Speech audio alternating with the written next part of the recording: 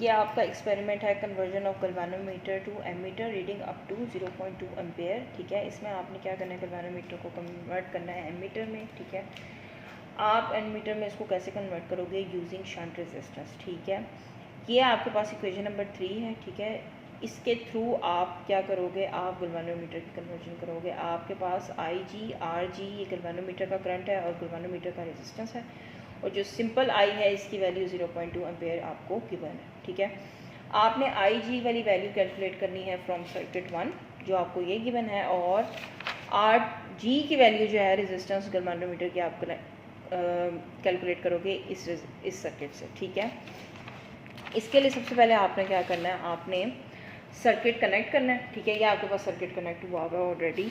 आपके पास बैटरी का जो नेगेटिव टर्मिनल है गैल्वेनोमीटर के नेगेटिव में जा रहा है, पावर सप्लाई का नेगेटिव जो है वो गैल्वेनोमीटर के नेगेटिव में जा रहा है, और उसके बाद गैल्वेनोमीटर का पॉजिटिव जा रहा है आर रेजिस्टेंस में। ठीक है, आप इस केस में आप R1 R2 में से कोई भी रेजिस्टेंस यूज़ कर सकते हो। ठीक है, R1 में उसका चला गया।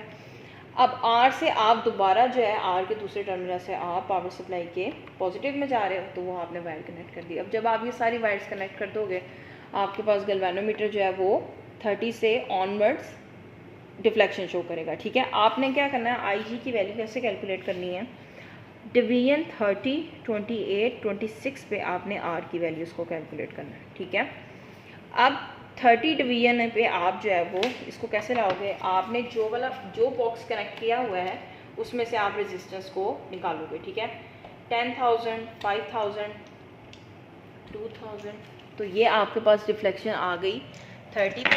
ठीक है, आपने जितनी भी कीज़ निकाली हैं उनको आप ऐड कर दोगे। ठीक है, ये आपके पास आ गया है 17,000।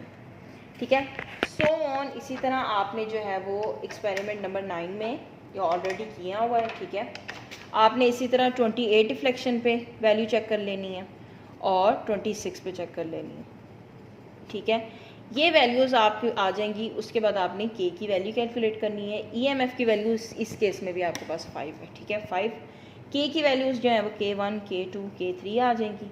इनको आपने ऐड करके 3 पे डिवाइड कर देना।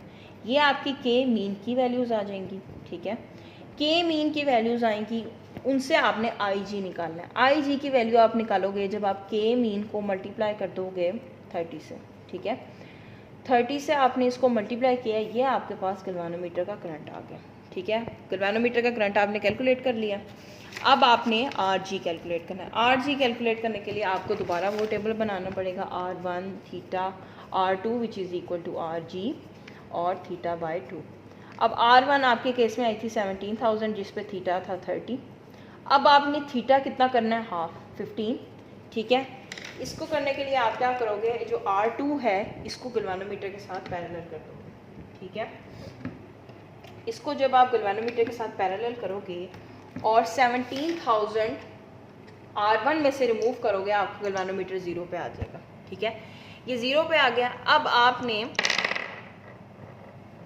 R2 वाला बॉक्स, जो ये वाला बॉक्स है, इसमें से इतनी रेजिस्टेंस जो है वो निकालनी है कि आपके पास डिफ्लेक्शन कितने पे चली जाए, 15 पे चली जाए। ठीक है, तो आप पहले 50 वाली की रिमूव करो, फिर 20 वाली, फिर 20 वाली, और उसके बाद 10 वाली। ठीक है, 15, 5, ये आपके पास जो कीज़ रिमूव हुई हैं वो 50, 20, 20, 90, 100, 105। ठीक है, इसी तरह आपने सेम 17,500 के लिए करना है और 19,000 के लिए करना है। ठीक है, अब आपके पास जो है वो आर जी वाली वैल्यूज़ आ जाएंगी। आपने आर जी वाली वैल्यूज़ का मीन ले लेना।